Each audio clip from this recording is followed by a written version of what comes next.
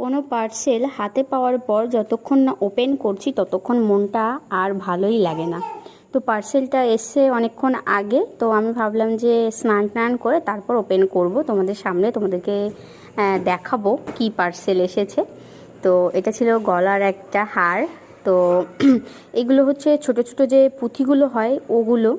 তো পরে আমি দেখে মনে হচ্ছিল যে এগুলো তো আমি নিজেও পারি বানাতে।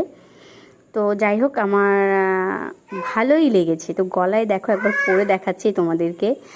একবার গলার সঙ্গে মিশিয়ে পরছি, দেখো এভাবে কেমন লাগে, আর আরেকভাবে দেখাচ্ছি এই যে এভাবে কেমন লাগে। তোমরা কমেন্ট করে জানিয়ে তো আমি ঠিক কোনভাবে পরবো, মানে কোনভাবে পরলে ভালো লাগবে।